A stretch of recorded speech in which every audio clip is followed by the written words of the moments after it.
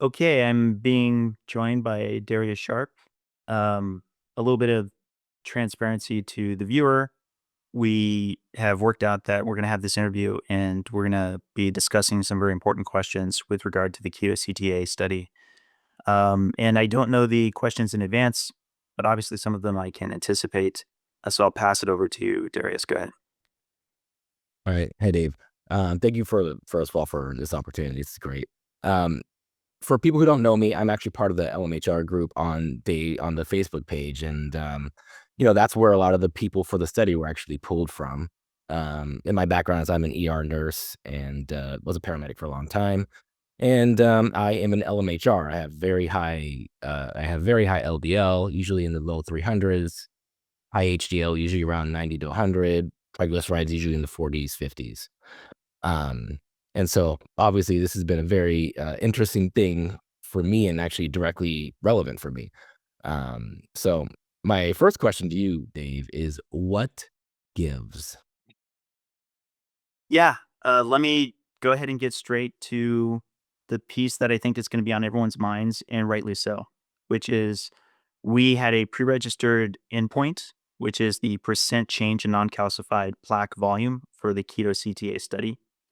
It was registered like a few years ago, but we, in our existing release from the 7th of this month, this is April 7th of 2025, while we did have the figure 1A, which graphically shows the non-calcified plaque volume and it, shows heterogeneity and so forth.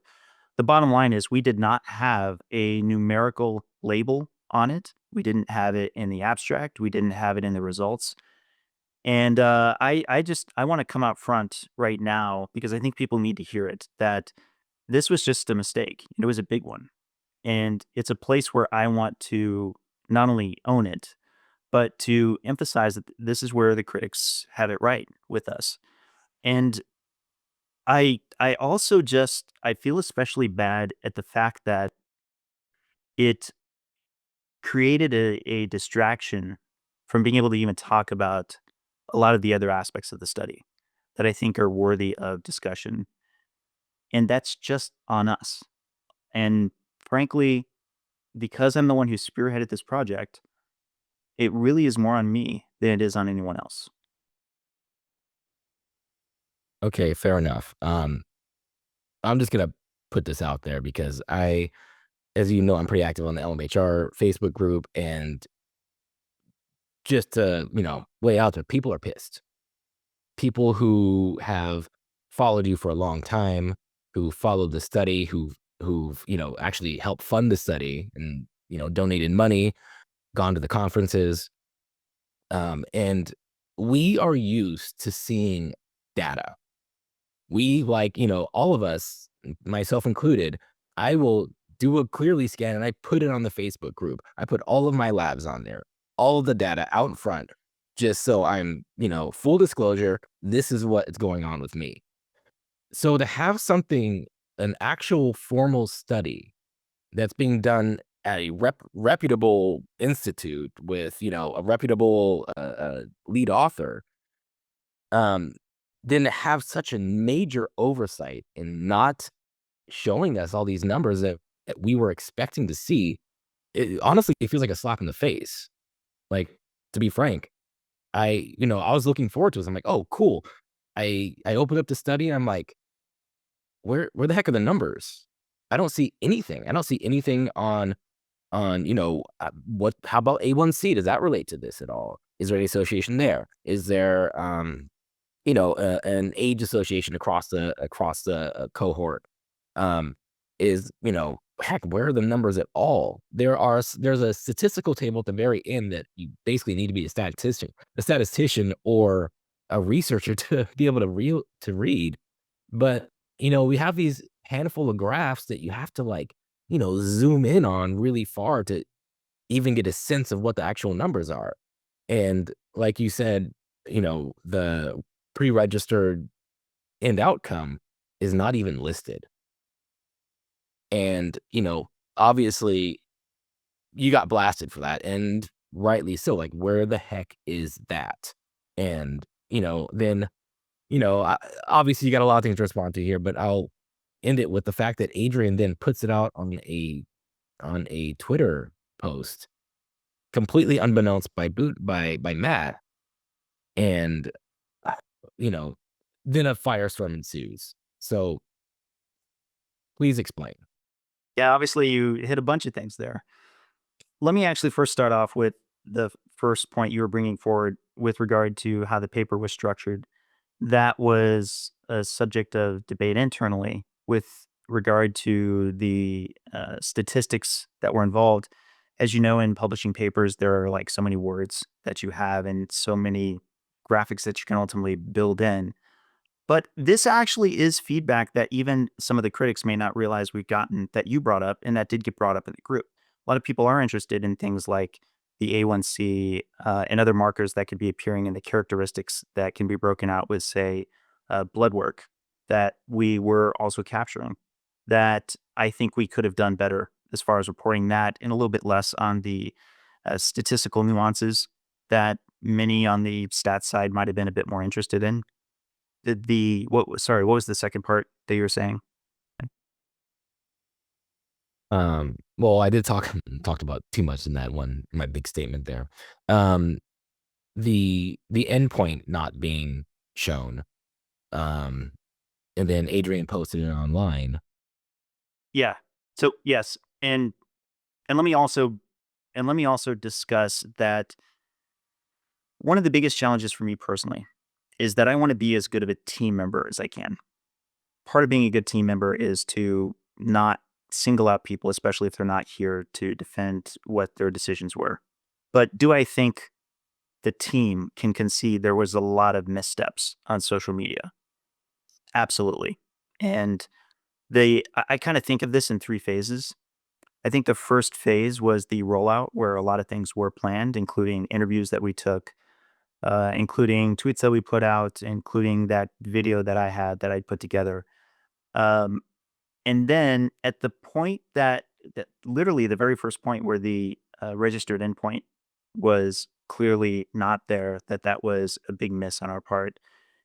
And there was kind of an interest to see if, it would be in um, the idea of transparency, that would be a way by which it could be shared. There's just no getting around it. I think we all agree that that was not the way to do it. But on top of that, by that point in time, we were in what should be a process where we're closer partners with the journal. Because what gets published should, if there's feedback that results in things like letters to the editor, should get responded to from us from within the structure of the journal system. So could we have said at that time, we can't actually, get to this yet until we're to the letters to the editor stage? Sure, we could have, but let's just state it plainly. This was a problem of our making, right?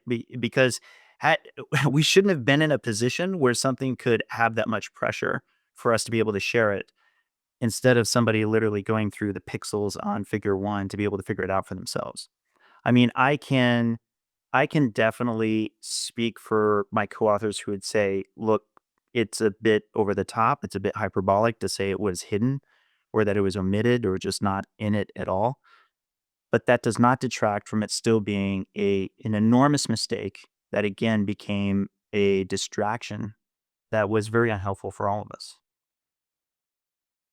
Fair enough. I mean, what you're saying and kind of what I've deduced over the past couple of weeks, it seems like there's a big, just frankly, a lack of communication and maybe even a lack of planning and anticipation for what people would be wanting to see when the study was out. Obviously, you did tell me that, there was some internal debate as to what should be included and what shouldn't. Um, but obviously, not including the final endpoint is, that's a pretty big miss, especially for, somebody like Dr. Budoff, who, you know, his thing is research. So when, I was listening to his interview with Gil and Gil Carvello, he was being actually very fair, I thought, and he was making very good points. Um, and Dr. Budoff seemed like he hadn't even read the study. I hear him saying, "Oh, this was a preprint. This wasn't even supposed to be out yet." And then, then he doesn't know anything about the 18.8, um, you know, year increase. Oh, yearly increase of non-calcified plaque volume. He doesn't know where that number came from. What it seems very odd that the lead author on this study would not have that data, front and center in his mind, especially on something that has received so much attention. Uh, So I would say that first things first, and just to emphasize, he's senior author. The only reason this is relevant is, as many people know, while it's a very important position, a lot of times it's in kind of an overseeing role. Um, there were lots of conversations that took place after the interview. And I think a key component that came out of it that was really good was the joint statement. I actually have a copy of it here, that I think was very useful for all of us, in particular to just kind of clarify all of the facts on the ground. And I'll just say, and this is with Dr. Budoff and I, we appreciate the many engaged individuals who have carefully reviewed the Keto-CTA paper published in JACC Advances on Monday, April 7th. The paper was published with full approval of the Lundquist Institute and all co-authors. Over the last week, the authors have worked with the journal editors to assess how best to incorporate clarifications around the primary outcomes. The numeric figures for percent non-calcified plaque volume and the exploratory nature of the secondary analysis. While a revised manuscript will not be published, we hope to publish clarifying information in coming weeks in response to letters to the editor that have been submitted to JACC Advances per the journal process. We appreciate the many questions and lively discussion that have arisen in response to this study. We are dedicated to publishing future reports that provide clarifying data, future analyses of observed plaque progression, additional blood biomarkers, and clinical implications. We appreciate the deep engagement of all parties and look forward to continued discussions. Incidentally, I should emphasize there's putting this together was good for us as a team. There's so many teams involved. There's a there's a coalition, and to be sure, it's what makes making a mistake earlier that much more problematic when so many different people have so many different opinions as to how to react. And it also exposes how much, if we're not on the same page, it becomes a problem. And that's why I'm really glad that we took some time to actually put this together, because I think it kind of level set things. But we still had the problem that we've had up until this moment, which is that there's still, yes, we've stopped making missteps on social media by just not engaging on social media, but it doesn't solve the problem of there not being any engagement at all. And so I think getting on the same page was a crucial first step. The the second step is what I'm doing here now, is people need to hear answers. They need to hear us concede straight up that we've made mistakes. And in particular, like I want to, you know, claim appropriately. I've been working on this, I want to say 8, 9 years. I can say that I'm not a formally trained researcher. And so a lot of this I'm trusting in the help of others. But that does not excuse me at all. It may be an explanation, but in reality, something like the lack of the non-calcified plaque volume percent change could have been something I absolutely would have caught. I in fact did think it was in table 3. A co-author brought this to my attention a couple days after the paper had dropped, that it wasn't there, and I actually responded to them. I thought it was in table 3. The fact that it wasn't in table 3 was, again, it wasn't just embarrassing, but I couldn't believe it, because that absolutely would be something I should have caught for how much was going on. Now, again, more of an explanation, not an excuse. I let myself get too connected to too many projects outside of this paper. The paper construction was a very lengthy process, as you may know. There's a lot that goes on into it behind the scenes. I had the business on the other end. I had the documentary. We've been doing a lot of shooting, including with Dr. Budoff around the documentary. And there's been the conference itself. The COSI conference takes up a lot of bandwidth. All of these things had me taking my eye off the ball that I should have been very much laser focused on. And to that extent, again, I think it's important to take that ownership. Fair enough. Um, I mean, sounds like you just had, you know, too many moving parts going on.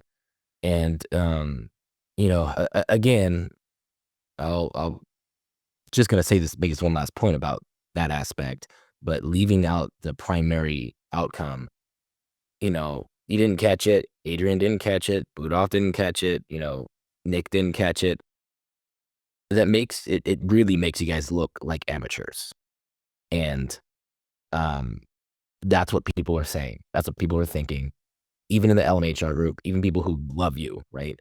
Because I mean, I followed you for a long time, Dave, and I trust you. I know you're a great guy, and I know nothing like this is intentional. But people, obviously, especially your detractors, are going to think, "Oh, wow, they intentionally left this bit out to, to obscure the fact that there was this major increase in plaque over this year." Um, and when you make a mistake that large, it gives them credence. It gives your detractors a lot of credence in the fact that, hey, you left out this major thing that, people normally wouldn't leave out. That being said, this paper obviously is getting a lot of attention on social media. You knew it was going to get a lot of attention. But, I bet mistakes like this happen all the time in research papers, but nobody pays attention to it because nobody cares about research papers, right? There isn't a whole, giant Facebook group committed to any single research paper that's coming out that really, specifically about them, and a bunch of people online looking, crouched and ready to tear it down. Um, a lot of papers I'm sure come out and they go, "Whoops! Oh, we left this thing out. Oh, I can't believe I left that out. Oh my god!" You know, I was too tired that day. I missed that little bit right there. I was just reading a paper actually just before we came on, and it was talking about using statins for primary prevention on certain subgroups, and it used the word primordial prevention, which you know, uh, uh, uh, you think people would have caught that, but there's typos and mistakes in papers all the time that get missed, um, and it happens, frequently. And they realize, oh crap, I'll revise that or something, or they just leave it in there, frankly. But with a study that was just going to get this much attention, there needed to be special attention paid to how it read, what data was on there, what people were expecting, and, you know, giving ammunition to, all the people who are ready to tear this thing down. You guys just hand it to them on a platter. So, I know we've been belaboring this a lot, but it's worth belaboring just a little bit more because you bring up some important points. In the scenario where a paper is published and there's going to be an expected, say, 200 eyes in a niche, area of science, that would be one thing. But it's social media, my origin story of how to bring this together, getting eyes on this research is what I've definitely been championing. And therefore, yes, internally, was there, immediate defensiveness? Like, no, hey, figure 1A is there. And hey, this is very common. There not only are there are different ways to display an endpoint and so forth. It's not as if it was hidden. It's literally the first figure that's shown, et cetera, et cetera, et cetera. At the end of the day, we should have already been fully anticipating the level of intention and scrutiny that rightfully would come with the enormity of these data. So, no, while all of these things may be explanations, they are not an excuse. It is something that just was a big mistake. But I tell you, Darius, this is what I find in life in general. I tend to find people are very forgiving of missteps, so long as there's both an acknowledgement of the misstep and a course correction. What people aren't forgiving of is when there's a doubling, tripling down, and there's just not an acknowledgement of what I think everyone can plainly see was a mistake. And that's why we needed to get to this. I just want to add one more thing, which is that I wish I could have been doing it literally on, day 2 of my knowing, really in at hour 2 of my knowing. But at the same time, I do have to be mindful of the teams I'm working with, and I do try to be a team player.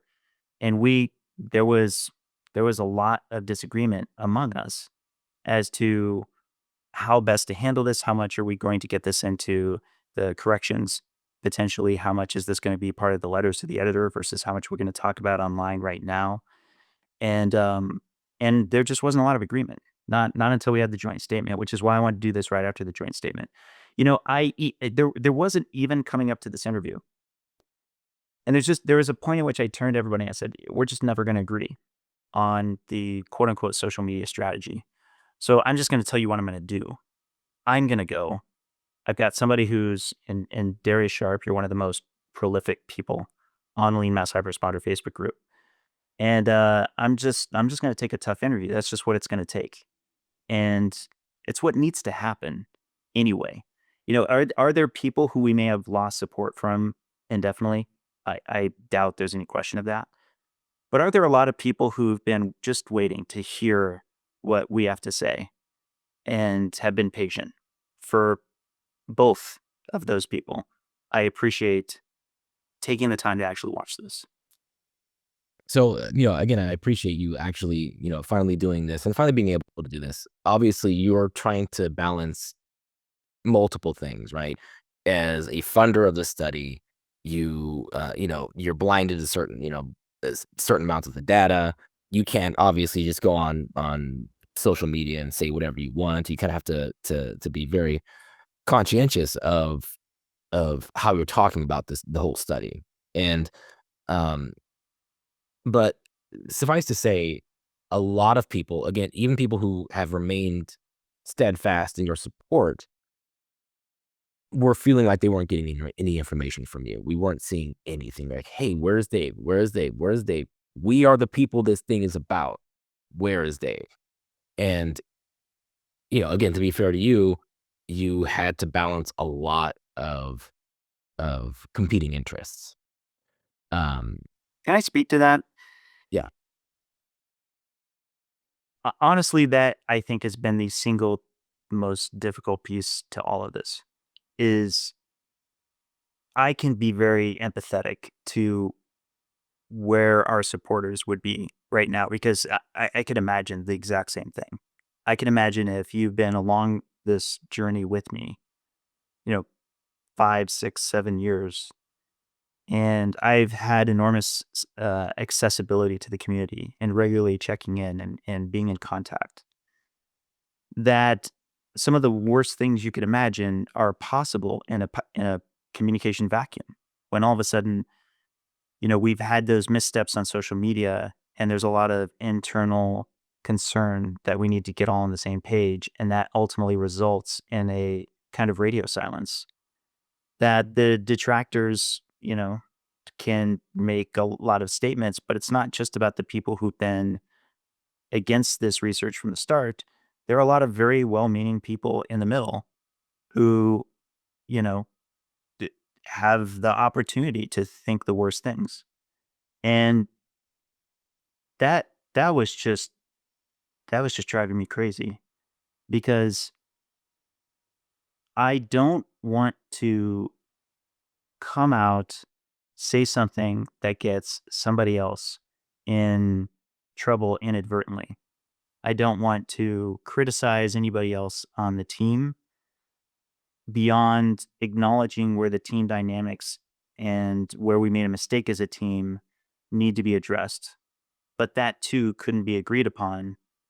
And then I just reached the point that I got to now, where even if we are going to respect the process that we need to with Jack Advances, they've been a fantastic partner as a journal, and they do want us not to uh, create more problems on social media by missteps with regard to what needs to happen, behind the scenes in the formal process with letters to the editor.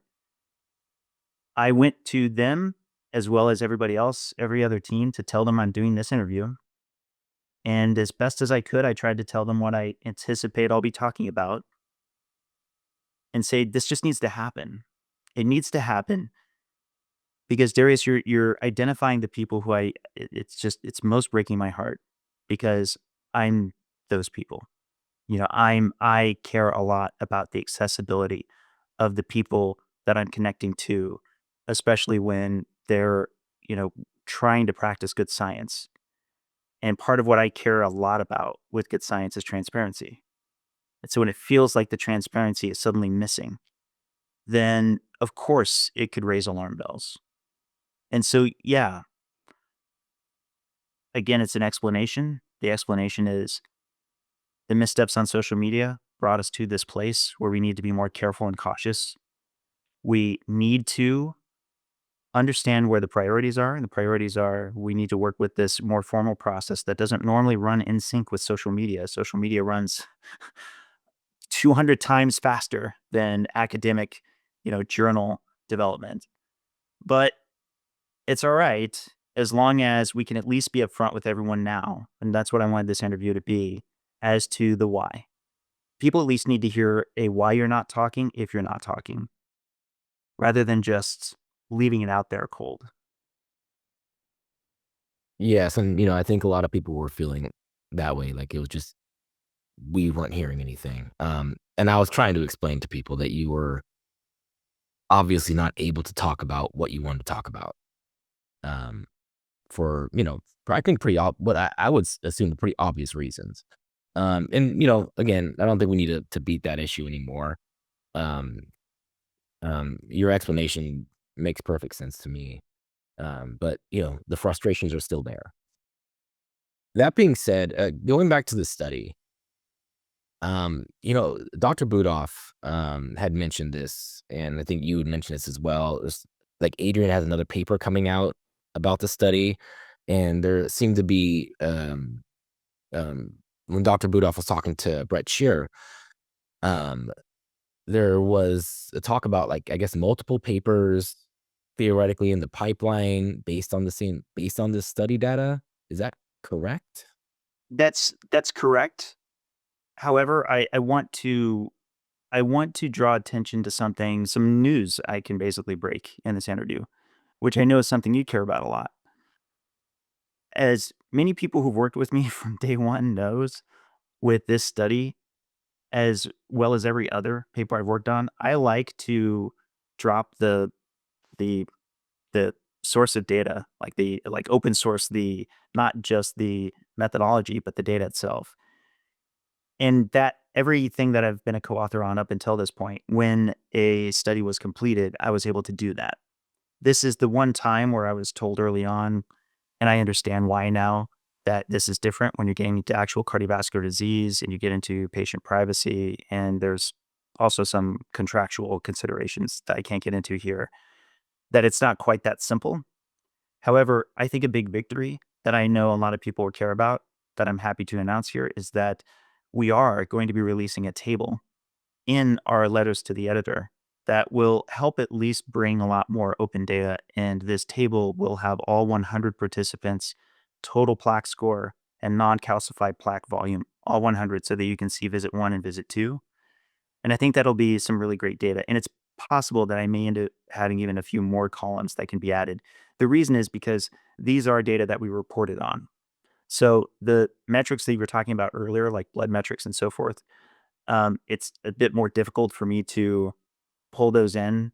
And there's a bit more things. There are a few other things to discuss as to why.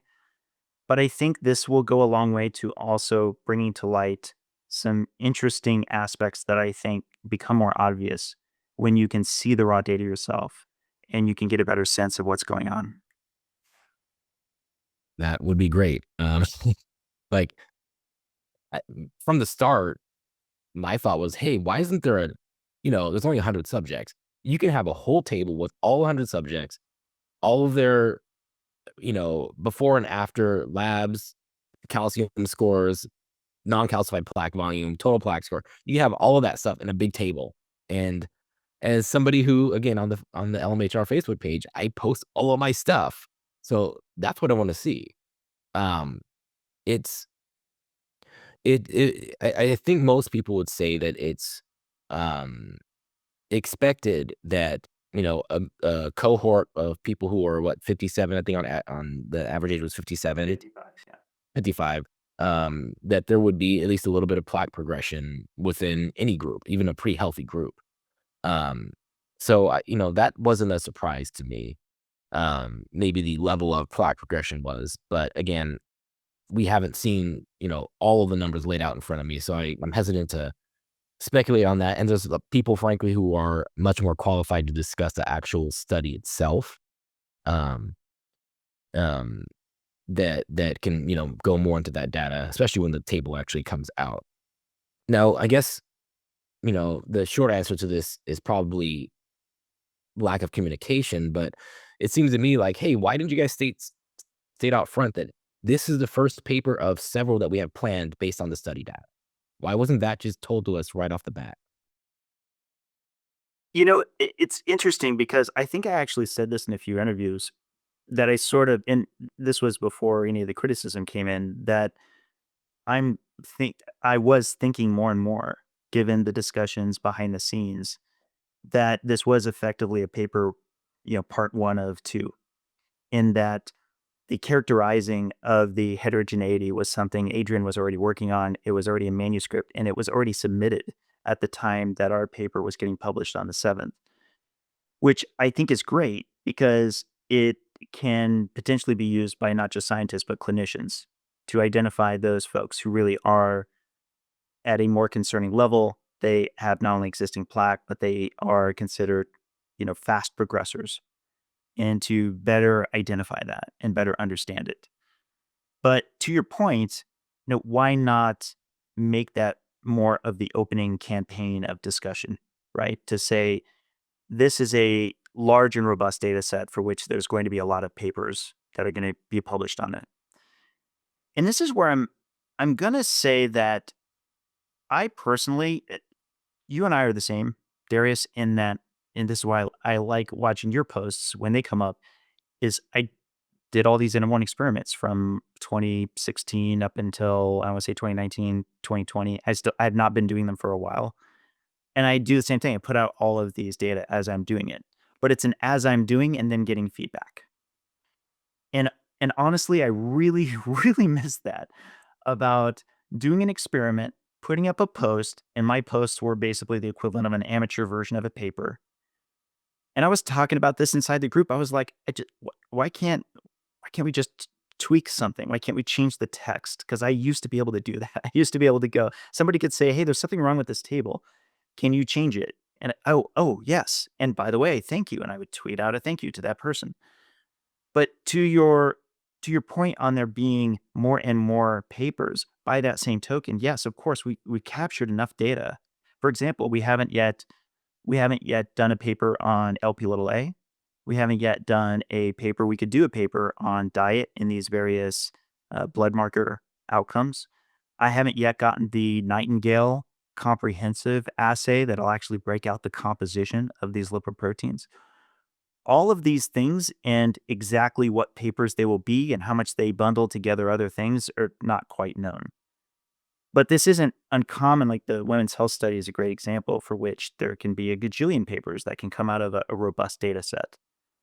But I think your point is well taken in that there just kind of is this problem, in my opinion, with regard to this process having so much work put into a single document and then trying to treat that document as so sacrosanct that it absorbs a lot of the attention and time, where I feel like it'd be great if there was more iteration like I'm used to in software development, where you've got to build, you've got to release. Oh, hey, we need to do a patch, and patches are relatively easy, but you could see patch history pretty easily. Things where that process is more obvious and in play, and it becomes easier to compare it to prior iterations of it. But then on top of that, I kind of think of new papers as new features, right? There's something that's truly new and different, but build on an existing code base, as it were. Um, I'm very, very excited about what we not only already have, but that we also have blood that's banked, which is to say it's on ice. It allows for other researchers to approach us and ask if they can run certain studies against it. And I think there's going to be quite a lot of interesting data that comes from that. I'm definitely excited about that because I nerd out on that stuff. Again, my criticism basically goes back to like, hey, I wish it definitely wasn't communicated in a way that I felt everybody grasped that there were going to be a bunch of studies or a bunch of papers based off this study, and this paper was just the first of several to come. Um, that being said, um, there has been some criticism from people, and I think rightly so, that there was a lot of trumpeting of, hey, look, there's no association to LDL within this, cohort of lean mass hyperresponders and plaque regression, and that the plaque regression was associated with previously having plaque. Um, there was, again, a lot of trumpeting of that aspect, but not of the fact that, hey, the median progression was 18.8, assuming that number is correct and true. And several people who looked at the graphs that were on the paper say that's roughly where the numbers fall. Um, I think it's pretty fair to say, especially like, I saw yours, I saw Nick's talking about it, I saw Dr. Budoff. Um, but I think Dr. Budoff was a little more did focus on the progression aspect a little bit more, like, hey, we are seeing some progression in these people and, they should be treated. But, to be fair, or at least in criticism of how it was put out there, you know, there was so much fanfare over, hey, no association to LDL, but hey, there's like all these LMHRs are progressing. That means something. Um, and the general criticism is that that aspect was really downplayed. And, do you have an explanation for that? Yeah, this one takes a little bit more unpacking, but the reality of there being no association between LDL and ApoB and plaque presentation or plaque regression seems to be something nobody argues. There is that lack that's there, and to the degree where I think there was a lot of confidence on our part to emphasize that. It's literally in the paper, right? The plaque begets plaque, but ApoB does not. To your point, the lack of examination in the 1 year increase that seemed somewhat anomalous when out without looking at it as a heterogeneous group is a big issue. So let me see if I can put this in better layman's terms. When I had interviewed Dr. Budoff for the film, it was when we had in hand the semi-quantitative data, which is not the quantitative. The semi-quantitative is the 15 points of interest along the coronary arteries, where someone like Dr. Budoff is actually looking through and scoring them on 0 to 3. That's the semi-quantitative. The quantitative is where we have an AI-guided reading service. I'm just going to turn off my notifications real quick. The quantitative is where you have an AI-guided reading software that's actually quantifying it, and you'll hear it's where you'll get terms like plaque volume and uncalcified plaque volume and so forth. Now, I want I mean, to, that's clearly correct. yes, that's clearly, but there are other services too. But in this case, it's clearly my impression, and this is another place where I'll kind of own something that only became more clear after the paper was published. My impression was that because the semi-quantitative was heterogeneous, and because I had understood, internally that that was what was going on with the Clearly group, that it was going to be comparable to what I had already seen before. And while there wasn't as much focus on the number with the that you just mentioned, because it wasn't literally in there, to the point where I was making that comparison, I kept seeing the percent atheromal volume. And the percent atheromal volume looked initially to me like something that made more sense until I'd come to understand it better from those folks that were actually bringing back the criticism from after when the paper had gotten published. So this is a long way of coming around to the degree of change that really was cohort wide for an increase in plaque for a single year. That didn't connect for me as much, that there was such a difference between those two data sets, that the semi-quantitative and the quantitative actually had a little bit more of a gap between them in a very relevant way. And that was another place where I think there was a misstep that I've not actually been able to be public about until now, that became very relevant to me in looking at these data and appreciating something that could only happen after we had gotten published.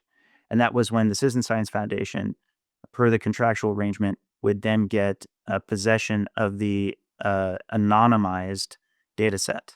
So part of why I know I can put out this table now is because I can negotiate with Lundquist, and provide it's approved by the PI, Dr. Budoff, we can put out this table as part of the letters to the editor, as further transparency. But because now those data are with the Citizen Science Foundation, and I was able to check for myself if there were these characteristic differences between these two data sets that bring up new and interesting questions. And the short answer is yes, they do. This literally happened, Darius, last Friday. This just actually was not in hand to be looked at and examined. And indeed, this brought up a lot of interesting internal questions that I've now talked to cardiologists, went back to discuss this with the statisticians inside this team, as well as a couple outside ones under NDA across the board, but for which, it ultimately led to, quite literally a few hours ago, us chatting with the chief medical officer of Clearly, who was very helpful, had lots of really interesting insights, and is bringing some new and interesting things that we'll be able to talk about. But to once again reinforce what I said earlier in this interview, I'm not going to talk about it until there's a degree of clearance that I can be sure to do so. Why am I bringing this up in with regard to the question that you asked? Well, there's a lot of people who seem to want to take one of two directions from this, and this includes us. You either like that the high LDL and high ApoB does not associate with plaque presentation and progression, which is the expectation per the lipid hypothesis, or you're on the other side of the fence where there's kind of a new emerging hypothesis of a saturation effect, that after you get past a certain level of LDL, then it doesn't matter what the levels of LDL are, it won't have an association with plaque progression. But for how much of a change that was, that does yield a very interesting mystery that I think is important for us to all understand better. Okay, so the I know when we looked at the baseline um, results and the matched analysis to the Miami Heart Study, we didn't, there was really no difference between the groups, right? And if anything, there was a trend towards less plaque for the LMHR cohort. But then again, at the end of the year, we see this rather enormous increase in plaque that doesn't even track with, how long these people had already been keto and already had high LDL levels, right? So it just kind of, if you were to say, the plaque that they had at the baseline, just to describe this to, people who have a hard time kind of understanding all this, there would be maybe a little bit of an increase between whenever they started keto and, whenever the baseline results were assessed. And then after the 1 year, there's like this huge increase, and which doesn't seem to make much logical sense to me. Right. And it's the year we happen to have been watching, right? Yeah. So it's a key piece that needs to be a part of this conversation is the Miami Heart match analysis. And again, this is why it makes a lot of sense as to how I had the level of confidence that I did on the topic of heterogeneity, and how, understanding that coming back from the team, this connected with what I was seeing with the semi-quantitative data, that there must have just been a cluster of outliers that was, pulling up this mean, or, the degree for which it would make sense that there would be such a jump. That there had to have been like a few progressors that we caught in that year difference. And no, to be fair, that does not appear to be the case. John Alexander, who is part of our Lead Mass Hyperspawn Facebook group, put up a great post where he was tracking the 4 different groups from the supplemental. The supplemental table that I wasn't paying as close of attention as I should have. And something really stuck out to me to further your point, which is the group that had a CAC of 0, which I want to say is maybe 54 people, something like that. The percent atheromal volume was 0.6. So to restate what you just said, if the average age was 55, that means for 50 years of their life, they were at average levels of LDL. That's what we got from the match analysis. And then for the next 5 years, they were at super high levels of LDL. And we know when the match analysis snapshot took place, that was against people who had average LDL for the same amount of time. So for half a decade, they had super high levels of LDL. And at that moment in time, it would be at a 0.6, not the whole cohort. No, specifically those who had a CAC of 0.6. And then in 1 year, they went to 1.1. They increased by 0.5. That was the median. That was across the whole subset. So it is something that understandably drew my attention and for me to want to ask more questions on. Why did we see that? And for what it's worth, literally today, there's been a lot of detractors themselves who've actually brought up this question as well. It seems like we're all kind of coming around to this broader interest to get more answers from these data. Yeah, that would be great to solve that mystery. There's all kinds of speculation. It could be that just the fact of knowing you're in the study changes your, eating habits or, whatever. Maybe these people were exercising extra hard because they want to make sure their calcium scores or their plaque would be lower, but that actually increased their plaque. Or maybe they're like, oh, you know what? I can allow myself a little bit more carbs on this, or, there's all kinds of different things going on. Maybe they were chugging, pints of heavy cream. Some We should know. people were bringing up COVID. Some people were bringing up, stressors related to COVID or things Yeah. along those lines. Who knows? So going back to the dose dependent, LDL and, the general conventional medicine thought that plaque and LDL is, plaque progression, LDL are dose dependent, right? The more LDL you have, the higher your plaque goes. I think it's very interesting that there is no association, at least at these levels, at the LMHR levels, there's no association between plaque and LDL. And that actually kind of blows a hole in the theory that plaque progression is dose dependent on LDL. Because unless there is some sort of ceiling that above that level, because I think the argument I've been hearing it as well, if you smoke 2 packs a day or you smoke 6 packs a day, it doesn't make a difference. Once you're at 2 packs a day, your cancer risk is roughly the same, which, I think the cancer and smoking analogy is not good. It's But, and I will push back on that because it's not that it's linear. It's not that an LDL of 200 is twice as bad as an LDL of 100.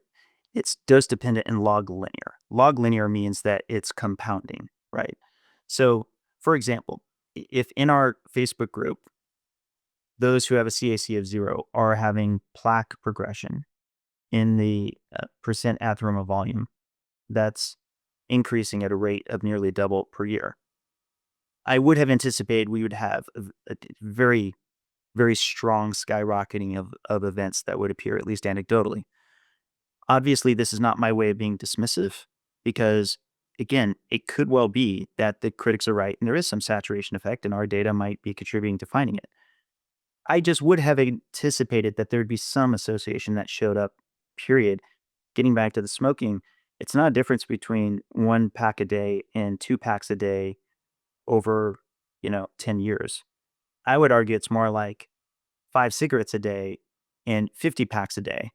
Once you really get into our data and you see what that range is. Remember, the eligibility was at 190.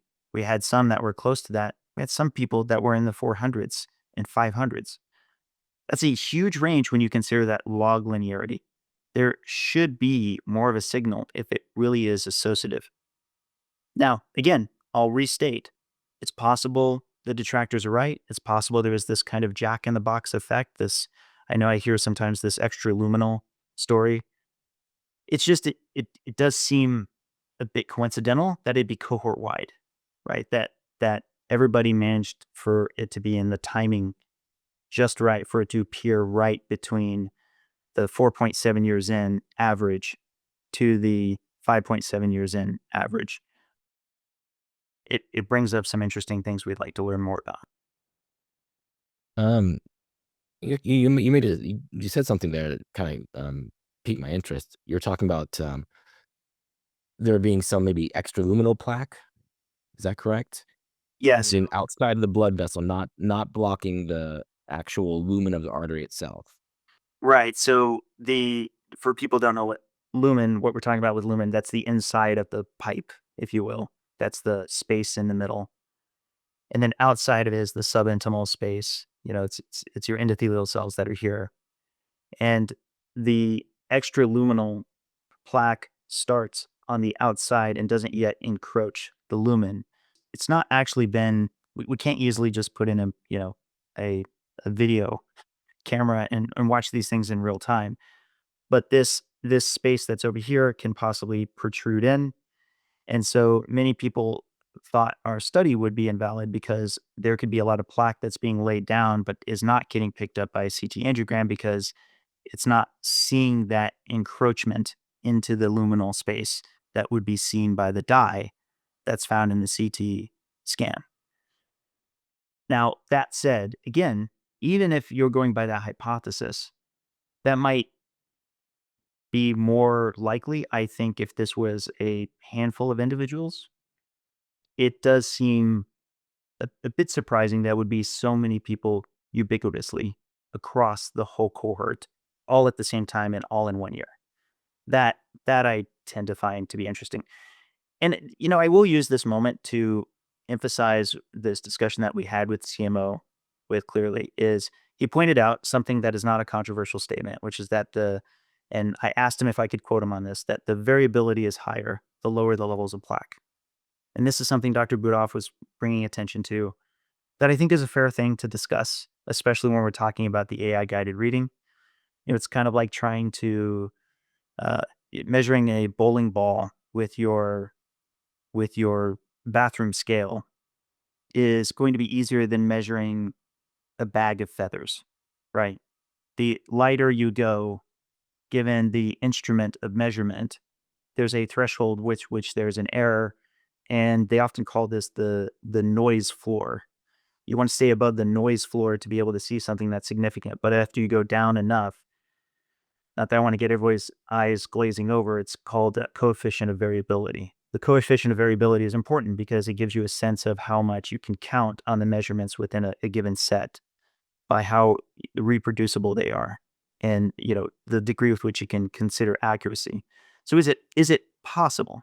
Is it possible that we lean mass hyperresponders have found a new noise floor of interest with the cohort that we had? It's possible, but I'm not making that claim. We're exploring, what it is. In the meantime, without question, we stand behind our paper, its findings, and even if we're talking theory, like I want to be able to do on social media without people taking and running with it, supporters or detractors alike, that's what I'm doing. That's why I'm bringing it up here. Got it. So it's too early to tell, whether or not that noise floor is the issue. Essentially, what people would know is the margin of error, right? When you get down to something that is that sensitive, like the Clearly scan. Um, for example, actually, I had a Clearly scan done, and when there was the standard radiologist readout, didn't see any soft plaque. But when I did the Clearly scan or the Clearly analysis, I was at, I think 32, what was I? Yeah, 32.9 um, millimeters cubed of non-calcified plaque volume. That's my own scan. So, And that goes to the idea that you can't really compare this study to studies that aren't using clearly. Um, um, stand by for just a second here. Oh yeah, you know what? I again the extraluminal idea is interesting because when I had my scan done, all of my plaque is actually extraluminal. So it was what's called positive remodeling, which in general means that is, I think less likely to rupture or just generally not block the artery, less likely to be, turbulent. Stable plaque. Right. Yeah, exactly. So um, in my scans, all of it was extraluminal. And I would be very interested to see with the LMHR cohort how much of the positive remodeling is going on as well. Um, It's an interesting question, but the challenge is if the plaque levels are low for a very large number of them, that makes it a bit more challenging to characterize. Again, it's trying to use a ruler to measure a piece of paper, like the height of a piece of paper when it's on on a table. And again, I want to reemphasize that this isn't a way to be dismissive of the data we're bringing, because it very well could be that the relative change is something that will ultimately prove to have been valuable. It's just that we want to be able to speak more intelligently once we have more data to say either way. and I think, if we can actually get the follow, like the 2-year follow up, because you're trying to extend the study, right? Um, Yes. if The we're able to do that, I think we would get more, much more relevant info. You know, it's also, um, full disclosure. I know somebody who was in the study and they were able to get some of the results back. And this is one of the regressors. And this particular person made special effort to keep their glucose low. They were using a CGM, um, and at least for part of the study, and at other times were really checking their glucose a lot, and made a special effort to to try to get their plaque, to try to keep at least keep their glucose low, because they thought that that might be a contributor to their own disease. If and my bias is this, right? I talk about this aspect all the time. As an ER nurse, I see hyperglycemia in all of my patients all the time. And I think it's a big void even within the nutrition community. We do talk about glucose, but in the keto community, we talk about carbs. How many carbs are you eating? Right? What are your macros and all that? And I always try to tell people I could eat keto macros. I mean, a keto diet can look like so many different things, right? People in the study could either be, chugging, heavy cream, or they could be having like salads with olive oil and salmon, right? Or be eating beef, bacon, and eggs. So the diet itself is so heterogeneous. I mean, I can eat a totally ketogenic diet and have like a Snickers bar each day. I could spike my glucose over 180 multiple times a day if I wanted to, while still staying keto macros. So, you know, there's so much heterogeneity in the diet itself, that I would really love to dig down into each of these study subjects and go, what were you doing? Obviously, I don't think we're going to be able to get that granular on the data, but as somebody who's one of this, someone who's part of this LMHR group, that's what we love. We love to see the nitty gritty. What were you doing? What supplements were you on? Were you tracking macros? Were you calorie restricting? Were you, time restricted? Feeding, what were all the little things that this individual was doing? Because this is ultimately about individuals and about individual, um, response to diet, individual risk tolerance. Because if somebody has a high plaque score, and they are eating a ketogenic diet that fixed their IBS, you know, what is the solution for that person? Can they alter the diet without alter the diet in a way that gets their LDL lower without going on meds? Do we think, just put this patient on a statin because we have data that says that statins do help with plaque progression? Um, so it ultimately comes down to what each individual wants for their own life, to put in short. No, I couldn't agree more. And it's also, as you understand, why we want to have this data with regard to that part of the phenotype of the high LDL, high ApoB, and its association with plaque, whatever your reason to be on the diet. But your point is very well taken. And certainly I've seen this within my own family and friends, that everyone's version of keto can vary widely. And I do think that there are not good versions of keto. Being keto itself or being carnivore doesn't in and of itself mean that it's a better diet. I think there's bad versions of all diets. And there's, potentially good versions of many diets, not of all diets though. I don't think there's a good version of the standard American diet as we understand it. Yeah. But, Yeah. Hmm. I'm kind of out of questions myself. I tell you what, if you're out of questions for now, there's one thing I really would like to end on. Yes. First and foremost, for everybody who's been critical, they genuinely deserve a thank you. Accountability is not a bad thing. And especially if they've been very respectful, I've really come to find a number of people who were, I guess, giving me a benefit of the doubt and us a benefit of the doubt while still being critical that I didn't realize would.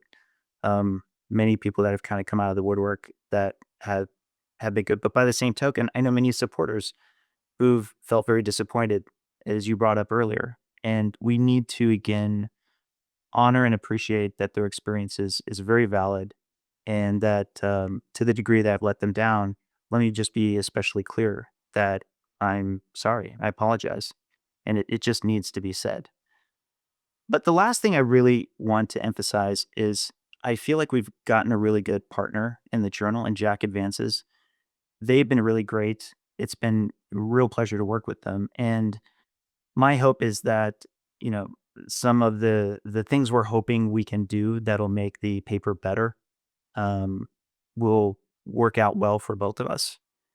I hope that the letters to the editor is going to be a place where we, showcase that we're doing things the right way and crossing our T's and, dotting our I's. But on top of that, I am looking forward to when we're more out of the more formal process and we can have more of these open discussions again, particularly with the coming research. Because I do think, and my opinion's not only not changed, I think it's been reinforced, that the lean mass hyperresponder phenotype is going to teach us so much about lipid physiology to the degree with which it's going to be associated with risk. I'll again reemphasize that's why we want to do this research to find out.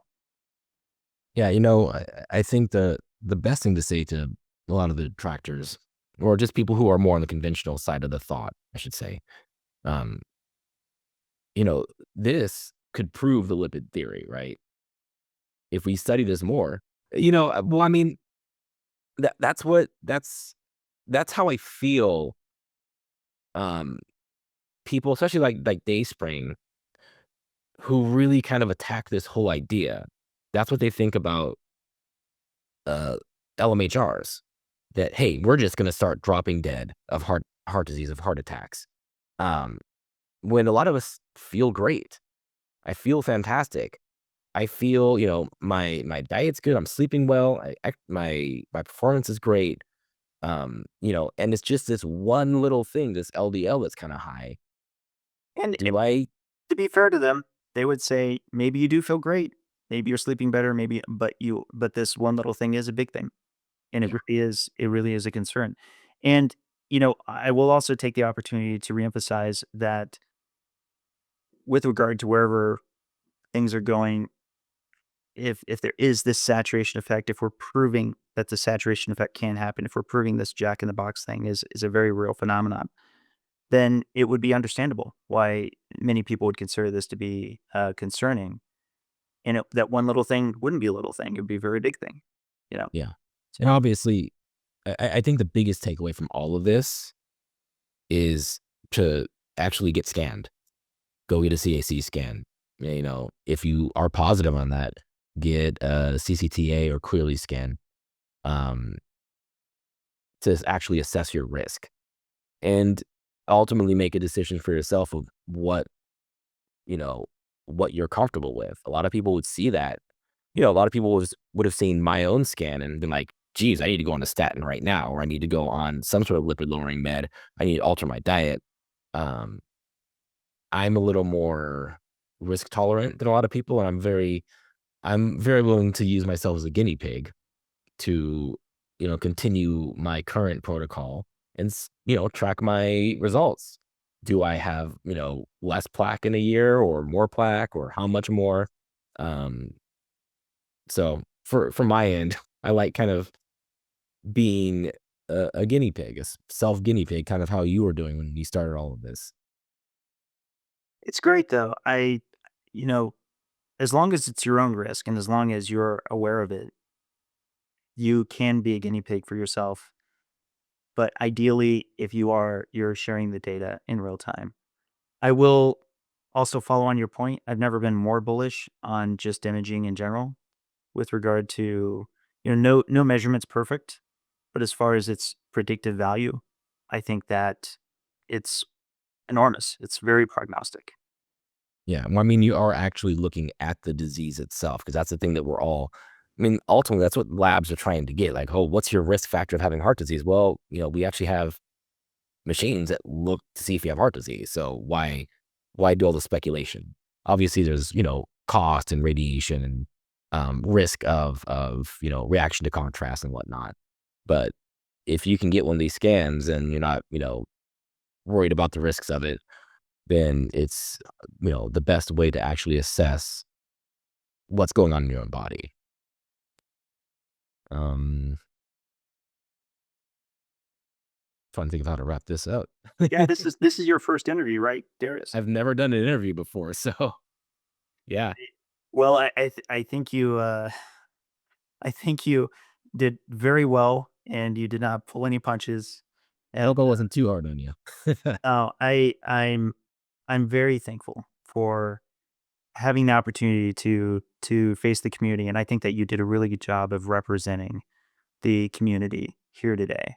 And I'm excited to get this up as soon as possible. Thanks, Dan. I'll say one more thing to wrap us, which is part of the purpose of doing this was not just to, give the literally be able to pour my heart out and to emphasize where we went wrong and why it's important to acknowledge that here.